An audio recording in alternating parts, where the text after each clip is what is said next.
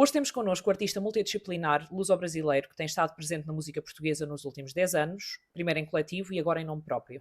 De Luanda à Moita do Ribatejo, dos palcos dos grandes festivais à composição para teatro, artes visuais e Festival da Canção, o seu percurso tem sido feito de constante reinvenção. Em 2026 apresenta Livre, um novo capítulo artístico onde assume a sua identidade autoral. Alex Dalva Teixeira nasceu em Luanda em 1990 e cresceu ligado à Moita do Ribatejo, onde deu os seus primeiros passos na música. Ganhou projeção nacional em 2012 com o EP Não é um Projeto, ponto de partida dos Dalva. A banda afirmou-se com Bate que Bate e atua em festivais como o Nós Alive e o Superbox Super Rock. Ao longo dos anos, Alex cruzou-se com múltiplos universos, participou no Festival da Canção como autor, colaborou com artistas como Ana Bacalhau e Virgul, trabalhou com Grada Quilomba em contextos internacionais e assumiu direção musical em teatro. Em novembro de 2025, anunciou Livre, o seu projeto em nome próprio, um EP de 7 temas que cruza eletrónica e pop, lançado em fevereiro deste ano.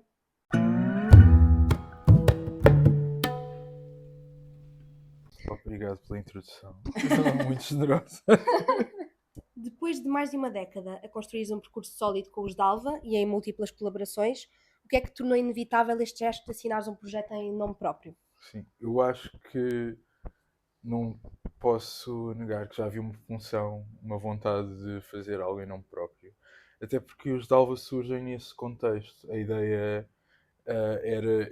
O primeiro álbum dos Dalva era suposto ter sido um disco em nome próprio, mas eu não achei justo estar a receber os louros por um trabalho que na verdade já estava a ser coletivo. Tanto na perspectiva do Ben já estar muito envolvido não só na produção, mas também começámos a co-escrever juntos e a criar em conjunto. Mas também a banda que me acompanhava em palco já era praticamente a formação de Dalva ao vivo nesse ano, então eu sinto que agora, passado mais de 10 anos, não é que eu estivesse à procura de uma ruptura, embora essa possibilidade foi discutida, esteve em cima da mesa, mas acima de tudo eu senti que precisava descobrir qual é que era a minha identidade fora do seio de uma banda. Uh, e acho que essa é a questão mais profunda. Eu literalmente não fazia ideia quem é que é o Alex se os Dalva não existirem. E também eu acho que há perguntas internas que só são possíveis de ser respondidas se eu não tiver a mediação de outros, tipo co-criadores, eu diria assim. Acho que a colaboração em banda traz sempre um filtro coletivo, pelo menos na forma como eu e o Ben costumamos trabalhar. Se estamos a pensar sobre uma questão, muitas vezes vamos por nós a refletir sobre essa questão em conjunto, ou às vezes paramos a ação no estúdio e vamos ler coisas, ou às vezes ele obriga-me a ler. Por exemplo, só li Kafka porque literalmente fui obrigado pelo Ben. Então,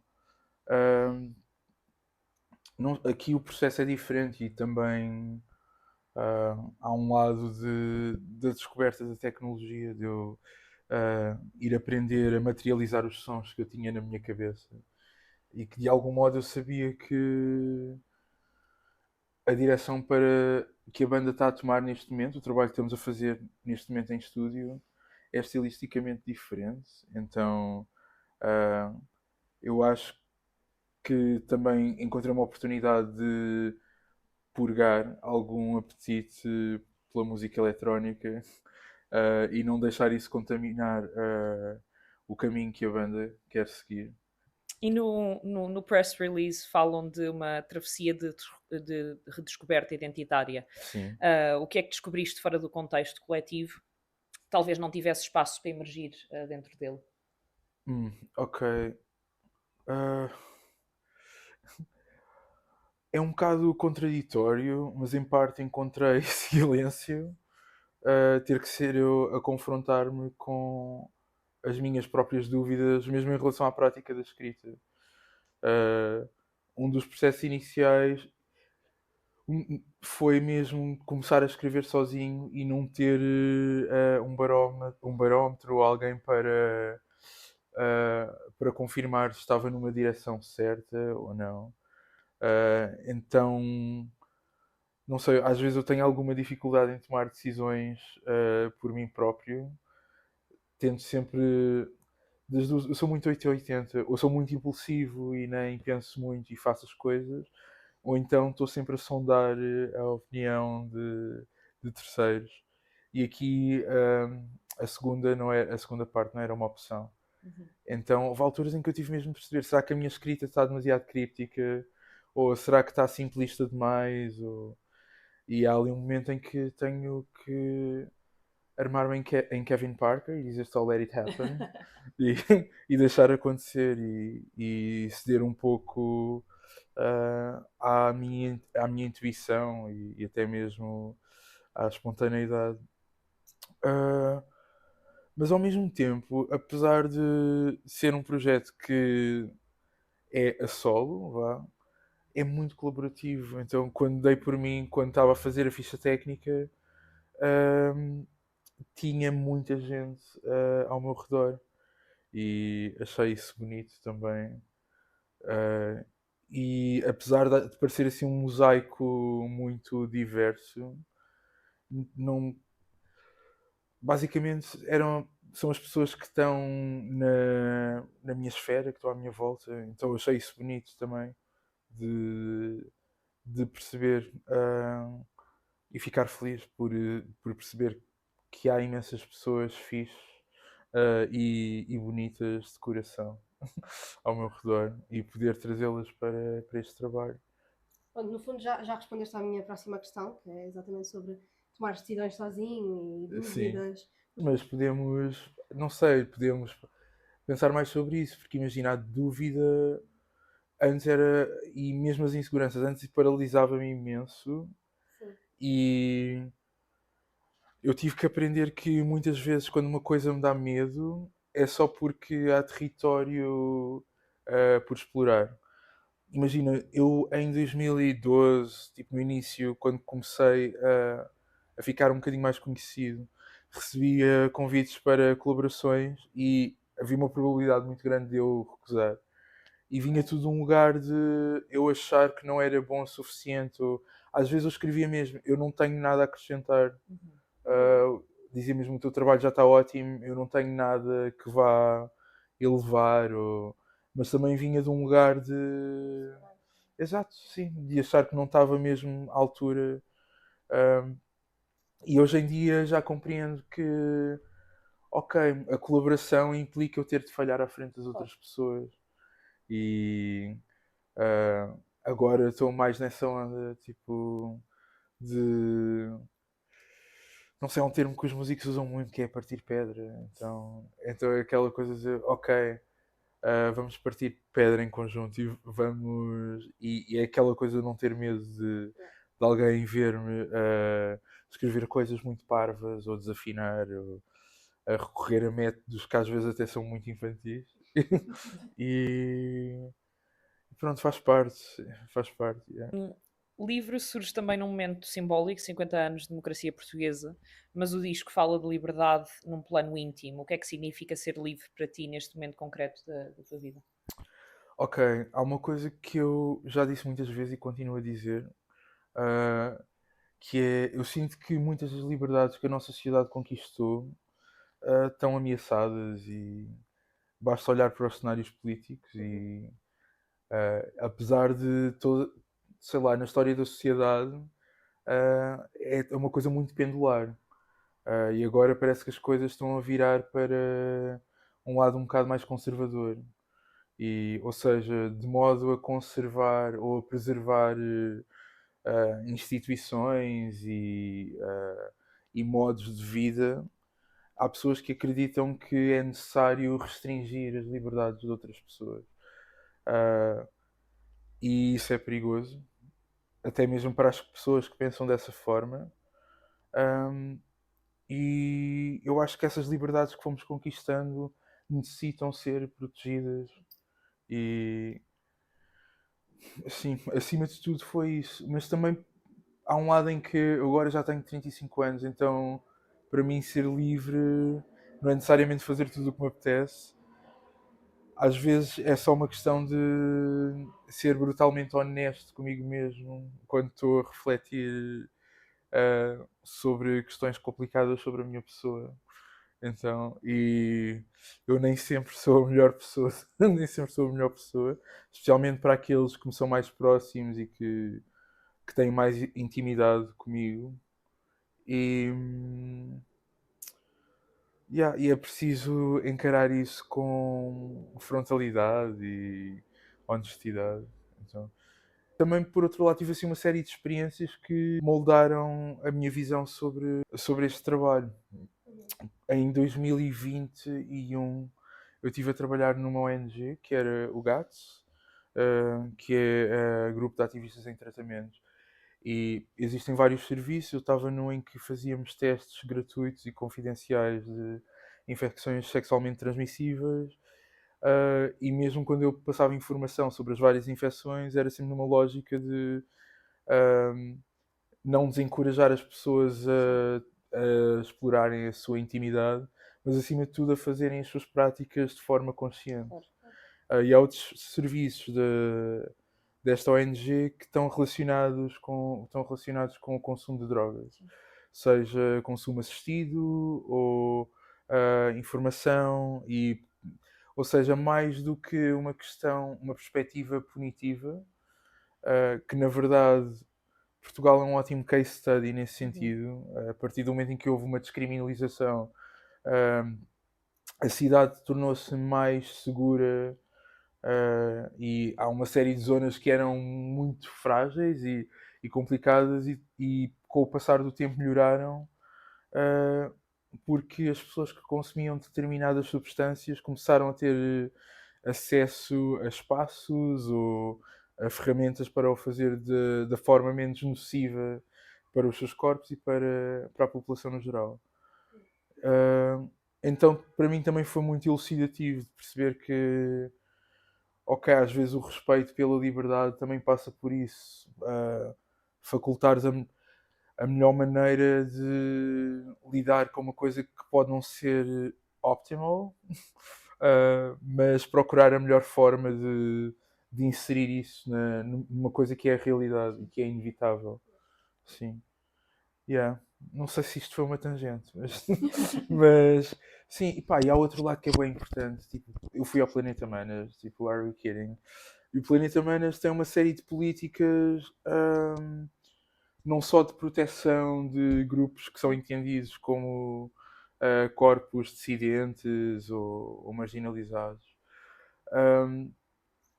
mas até para mim, na minha experiência de alguém que quando sai à noite está sóbrio, uh, e, e não sei, e experienciar a liberdade que a música proporciona, então, e ao mesmo tempo ver as pessoas felizes, não só às vezes porque estão a dançar, às vezes porque estão a envolver-se de uma forma mais íntima, às vezes porque estão a encontrar escapismo das suas rotinas ou de situações mais complicadas fora daquele sítio utópico.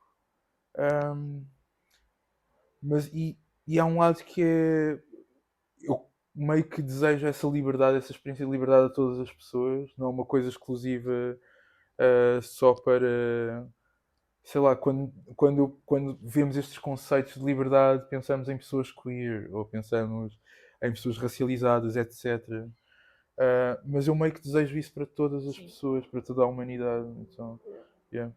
Ok, pegando aqui um bocadinho nisto que estás a falar, no teu projeto há uma ideia muito forte, que é a pista de dança como um espaço de encontro e consciência. Sim. E acreditas que a música de dança pode ser um território político e de resistência? Sim, sem dúvida. Imagina, eu agora mencionei pessoas queer ou pessoas indígenas, negras, etc. Pessoas entendidas como racializadas. Eu acredito que nem sempre o ativismo tenha de ser uma coisa gritante. Isso, lá está, quando comecei a trabalhar numa ONG de ativistas, eu nem me considerava ativista. Era só uma pessoa que gostava de ajudar. Mas depois eu percebi que às vezes o ativismo, às vezes a mera existência é um ato de resistência em si. ocupar espaço, estar presente, ter acesso a sítios e uh, a nossa voz poder ser ouvida. Nem sempre. Eu sou muito grato por todas as pessoas que têm uma postura mais militante ou por vezes até mesmo bélica e combativa. Uhum. Houve muitas conquistas que só foram possíveis porque esse tipo de posturas foi tomada, mas nem toda a gente tem que fazer as coisas dessa forma. Então, e às vezes eu acho que não sei, quando li Angela Davis e aprendi que às vezes o ato de descansar é um ato de resistência, porque provavelmente as pessoas que oprimem querem propositadamente que determinado grupo de pessoas esteja constantemente a lutar para serem vencidas precisamente pelo cansaço. Sim. Então, quando eu percebi que até o ato de autocuidado, self-care, pode ser um ato de resistência também. Eu acho que isso é bonito e também são conceitos que não devem ser esquecidos. E para mim, a pista de dança pressupõe fruição, prazer. E não sei, agora citando o espetáculo das Auroras Negras, elas dizem uma coisa que é: uma mulher negra feliz é revolucionário. Uh, E quando tu paras para pensar em determinados contextos, sim, às vezes só estares feliz, estares a celebrar, a dançar pode ser um ato revolucionário. E recentemente eu estive a trabalhar com a Grada Quilomba no Brasil e o elemento musical no seu trabalho muitas vezes passa pelo uso de tambores africanos.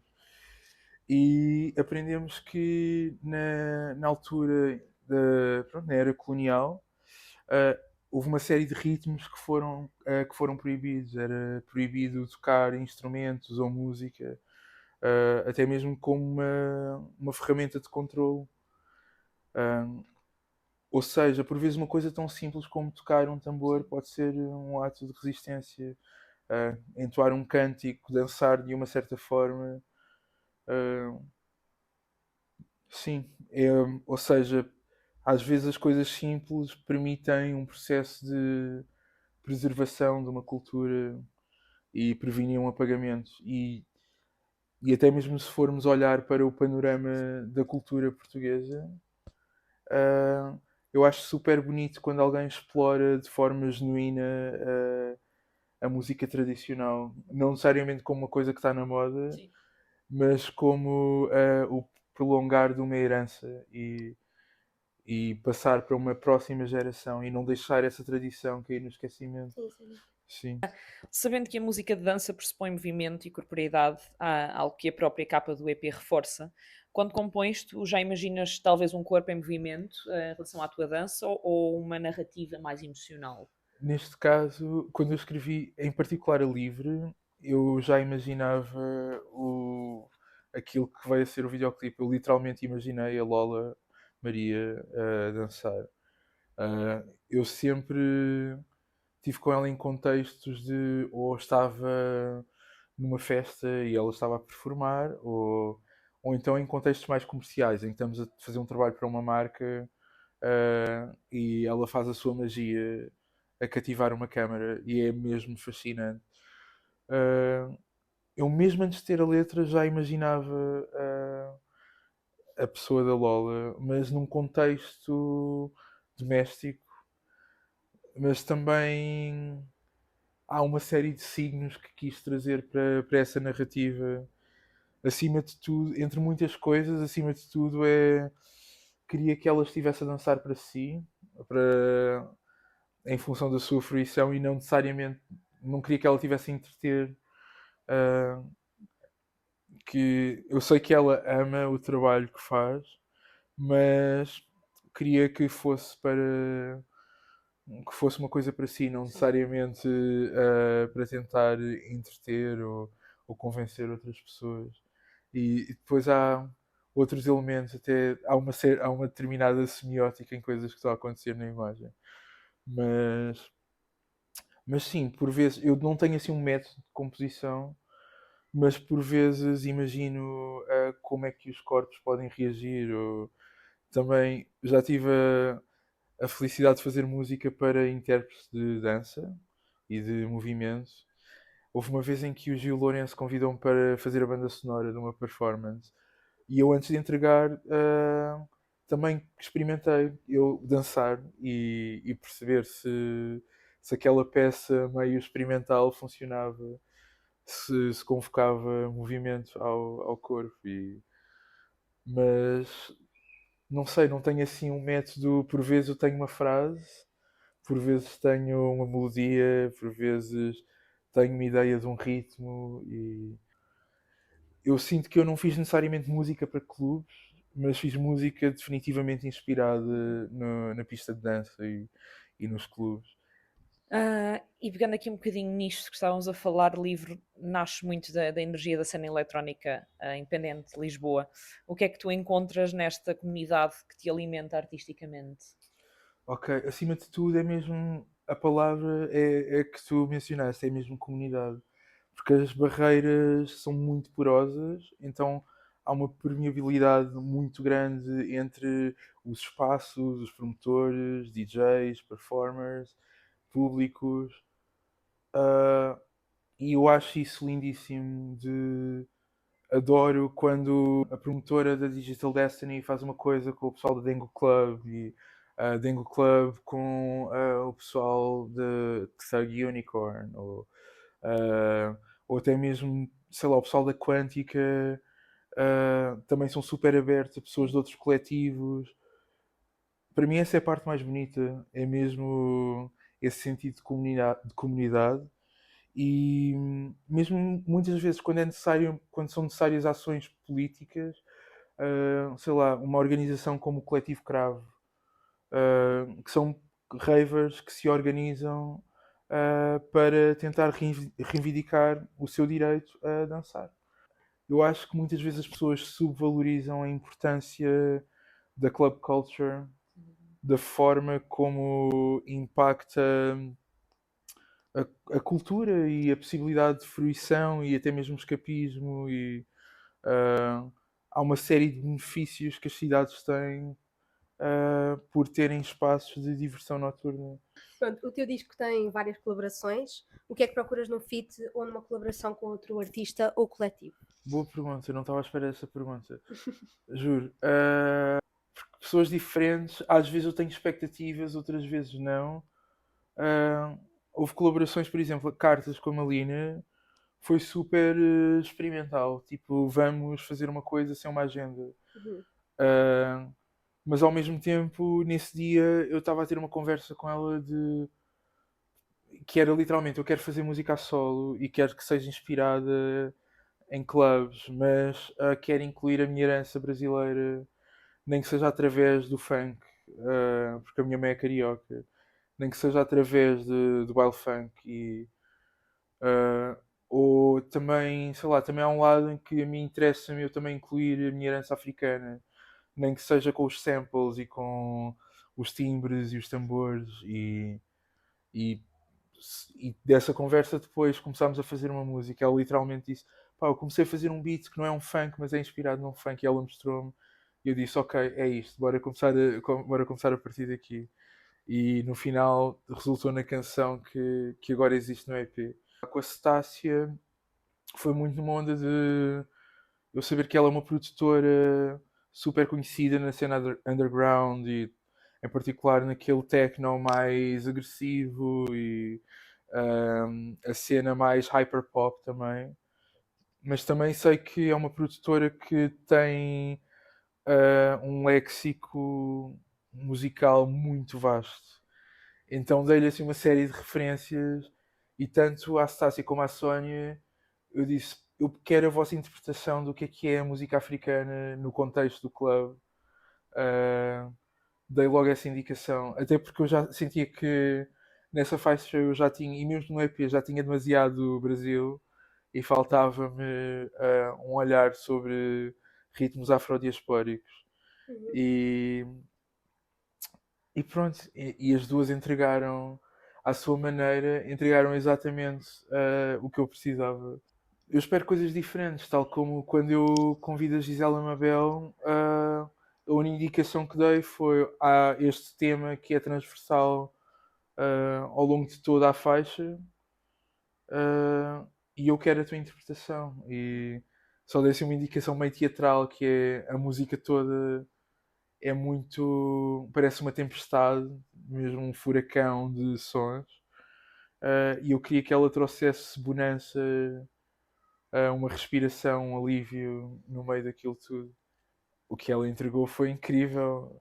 A capa do teu disco coloca o corpo do curador Paulo Pascoal no centro e não o teu. Sim. No mundo em que a indústria da música vive tanto da exposição do ego, de onde é que partiu esta tua decisão? Precisamente daí de eu querer, Contrariar isso. sim, mesmo descentralizar. E a forma mais fácil que eu tenho de explicar é: hoje em dia tu estás numa plataforma digital, estás tipo numa rede social qualquer, e quando vês artistas, muitas vezes estão a tentar vender a sua imagem, a sua história, etc. E não sei, eu se não fosse músico, não sei se gostaria de ser designer de moda ou artista plástico, alguma coisa.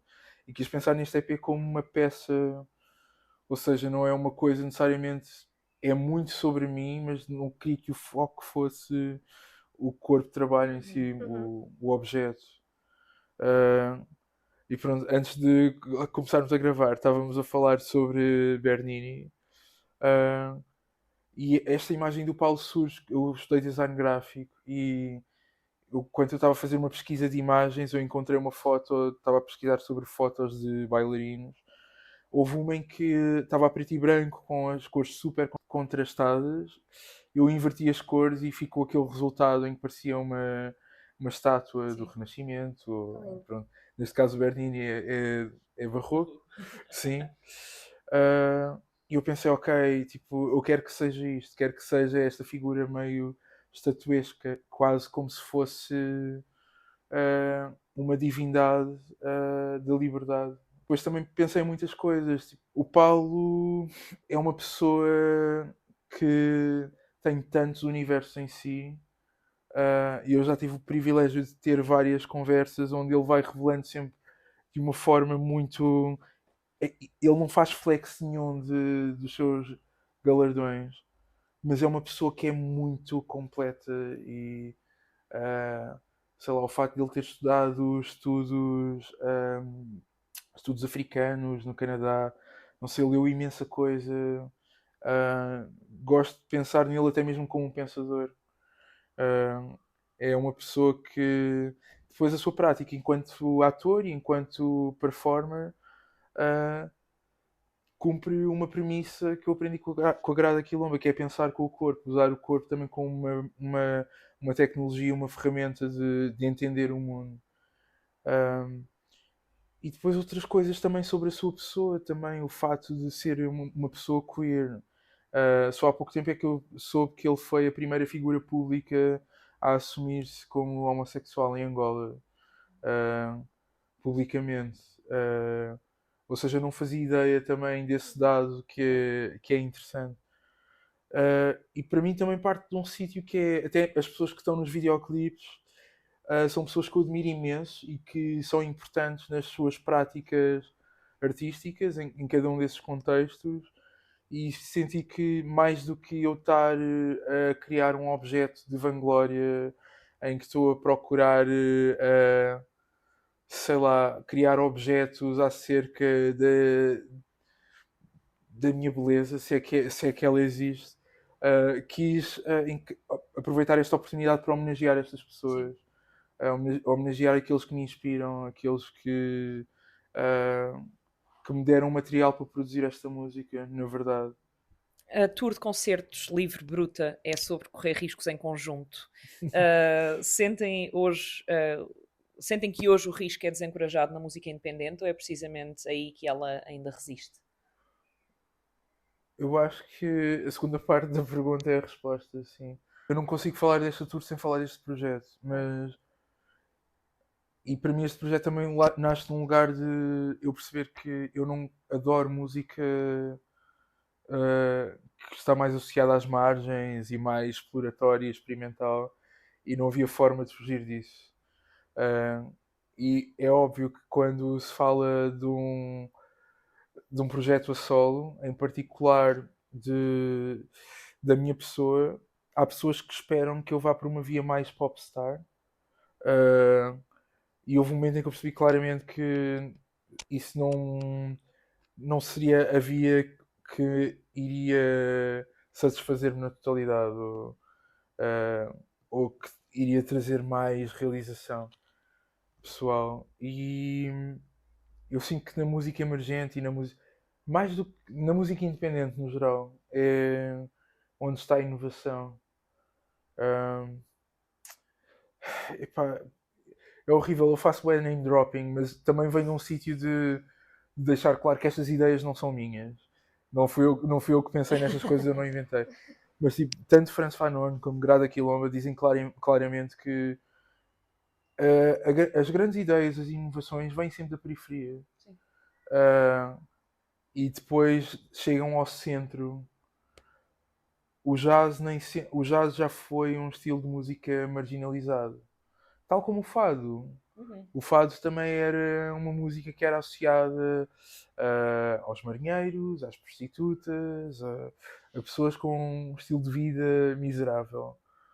Mas houve um processo histórico que depois vem-se a tornar um estilo de música, eu não diria erudito, mas torna-se assim uma coisa super respeitável. Depois torna-se património da humanidade, etc. Na música eu sinto que isso é muito claro. As grandes ideias nascem desses círculos independentes e depois chegam ao mainstream. Para mim o melhor exemplo é uma das minhas artistas favoritas, a Charlie, que para mim há um antes e depois dela ter trabalhado com a Sophie, que é uma das produtoras mais revolucionárias na história da música. Há um antes e depois da eletrónica e da pop. E quando a Charlie faz o EP Vroom Vroom, aquilo para mim foi, logo na altura foi, ou fiquei mesmo que pedra no charco. Mas agora, tipo, tu pensas em 2024 e o fenómeno que foi o Brat. Sim. Ou seja, se calhar em 2016 ninguém previa aquilo. Não. Ok, agora vamos voltar à tour, que a pergunta era sobre a tour. Acima de tudo, também parte de um certo saudosismo de uma altura em que eu e a Rita experimentámos, que era. Houve uma altura em que o hardcore tinha muita força, quando nós éramos adolescentes, e era muito normal irmos ver uma matiné e estavam 6 bandas a tocar. E às vezes tu só conhecias uma, mas valia a pena ir mais cedo ou ficar até ao final para ver as outras, porque podíamos ali conhecer a próxima banda favorita. Sim. Ou fazer amigos com fãs de outras bandas, etc. E há um lado em que eu sinto que eu adoro colaborar com outros artistas nesse sentido de os nossos públicos, se calhar, são diferentes, mas de certeza que vão entender e vão apreciar o trabalho uns dos outros. E recentemente na Casa Capitão estive com a Pipa de Massa e com o Phaser, e também foi muito nesta lógica de ok, os vossos fãs são Gen Z, mas eu sei que eles vão entender o que estou a fazer. Sim. E mesmo a Pipa, eu estava bem nervoso nesse dia e ela estava a dizer, não, eu acho que o pessoal vai gostar, porque tipo, a nossa música é diferente, mas eu acho que está no mesmo universo. Exato. Tipo, pelo menos nós dois queremos acreditar que sim. Yeah. Então vem muito desse sítio de querer partilhar esse ecossistema, querer tornar a coisa o mais heterogénea possível. E a última vez que eu vi a Rita com uma banda, ela já estava a tocar algumas músicas do álbum Bruta. Isto foi assim muito antes do momento em que esta entrevista vai sair. E a sensação que eu tive foi as pessoas têm que ver isto. Tipo, as pessoas têm que ver a Rita com este novo repertório, com este novo à vontade, com esta nova forma de estar em palco. Porque a Rita Bruta é diferente da Rita hipersensível. E o Bruta também tem esse lado que eu acho que é super interessante, é mesmo esta dicotomia entre o vulnerável e a força e a confiança. Pronto, para terminarmos aqui as perguntas. Depois de livre, sentes que encontraste uma nova identidade artística ou este é apenas o início de um processo ainda em aberto? Eu espero que seja o início. Ah, e espero que. Eu quis fazer este EP desta forma também, porque antes de eu ter estado com a Malina e através da Cartas descobrir a fórmula do EP, descobrir a receita, ah, eu experimentei fazer outras coisas e foi super fun, mas também experimentei. Houve experiências em que eu percebi, ok, não é bem isto que eu quero fazer.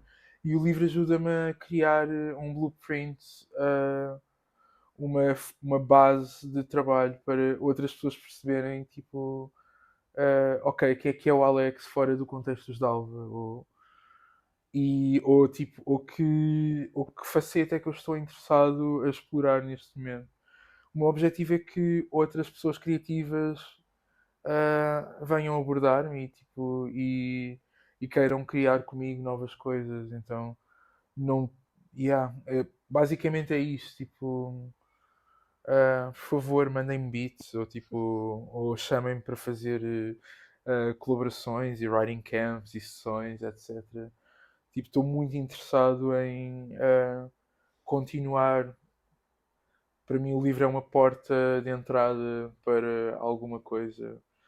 Ah, mas também é uma parte daquilo que eu sou, ou nem que seja, sei lá, um retrato daquilo que eu sou neste momento, ou, sei lá, na iminência do mundo acabar, porque vamos ficar sem água, porque a água vai ser toda evaporada pelos data centers, ou sei lá, ou se o Elon Musk encher a estratosfera de satélites e sei lá, se acontecer assim um cenário dantesco de Mad Max, ou o Trump e o Putin passarem-se da cabeça e tipo, todas as bombas atómicas do planeta forem acionadas.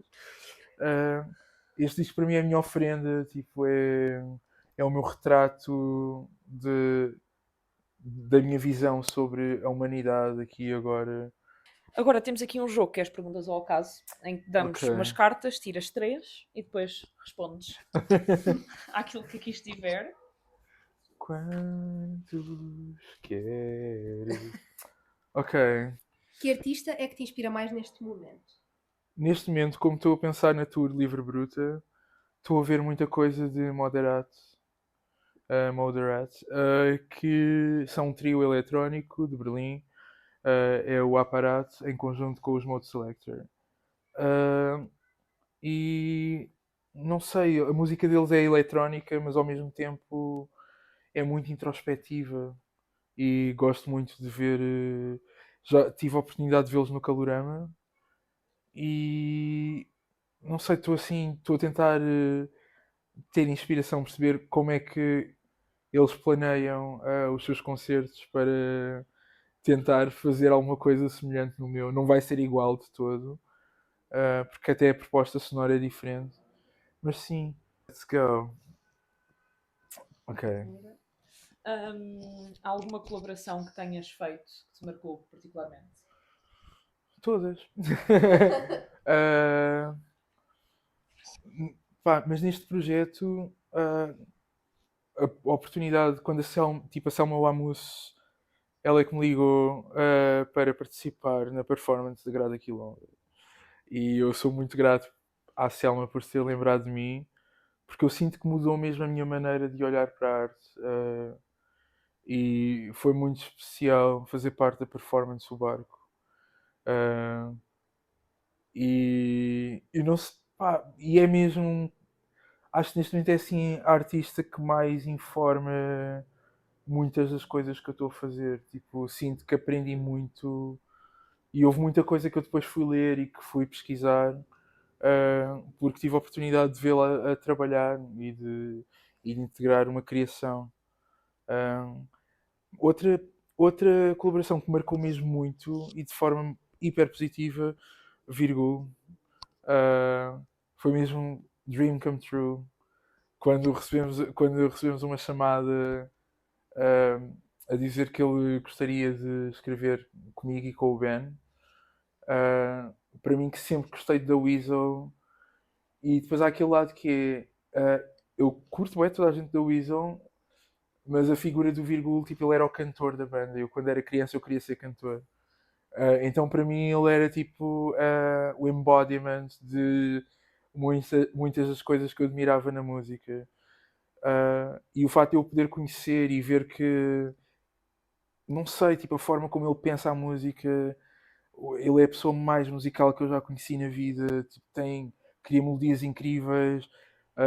A música que ele ouve também está sempre a expor-me a coisas novas e tanto às vezes bandas de rock, tipo, que se calhar eu não iria dar a mesma atenção se ele não tivesse a ouvir aquilo no carro, como às vezes a coisas de música hip hop ou soul mais underground. E com este trabalho que ele faz a solo, quando eu comecei a ir aos concertos e vê-lo ao vivo, eu fiquei mesmo tipo, uau, ele é mesmo o meu popstar favorito no Tuga. Há algo que ainda queiras experimentar musicalmente? Sim, adorava fazer um disco de jazz. Yeah, sim. Não tem que ser necessariamente a visão mais formal. Nem que fosse aquela cena tipo. Lembram-se daqueles CDs que era tipo Boss and Stones? Tipo. Tipo, adorava tipo, ter assim o repertório pop. Nem que fosse o meu próprio repertório e fazer versões jazz.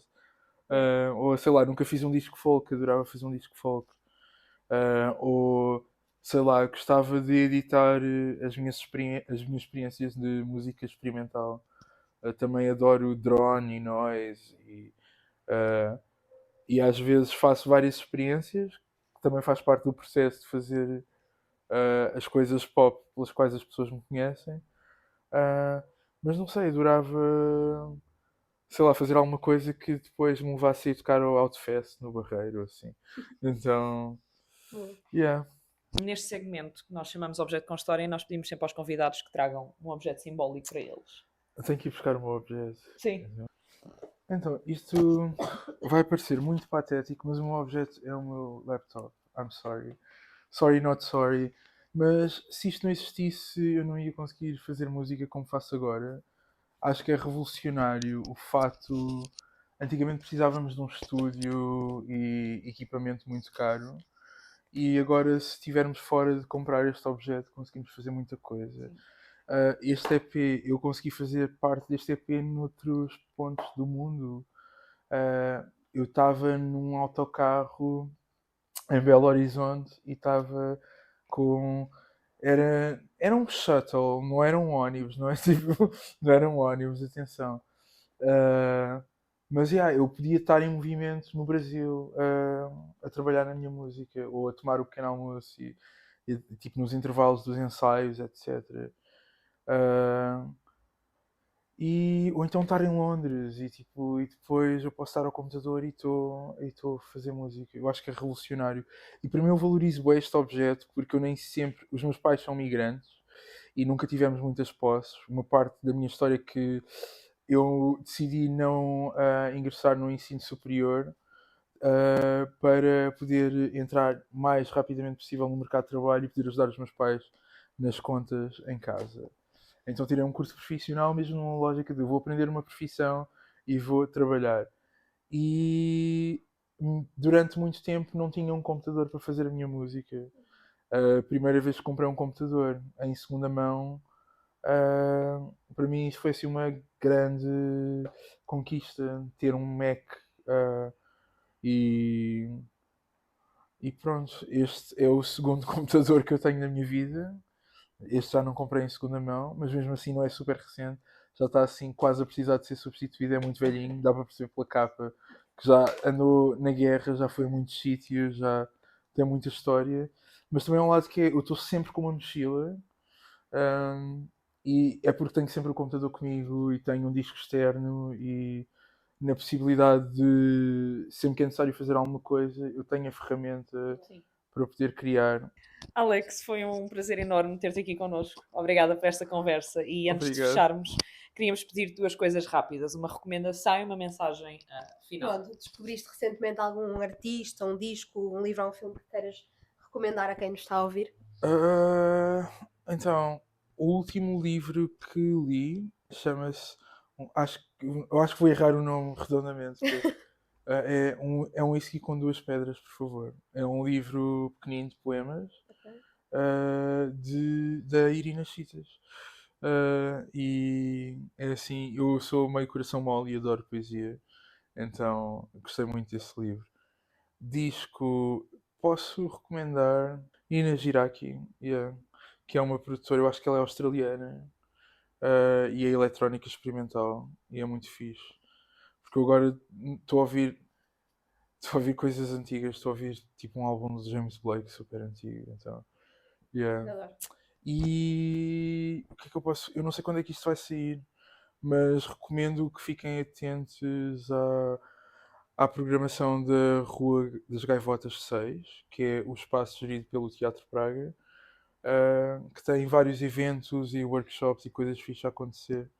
E também há o calendário de espetáculos do Teatro Praga, onde poderão ver espetáculos onde eu entro ou não. Yeah. Não, tá. Mas sim, yeah, são as minhas recomendações. E para fechar, o que é que gostavas que as pessoas levassem consigo depois de ouvir o livro? Não sei, por um lado eu deixei aberto, tipo, é o refrão da primeira faixa do EP, é que façam o que quiserem com esta música, podem fazer o que quiserem, tudo é válido. Obrigada. Obrigada! Obrigado.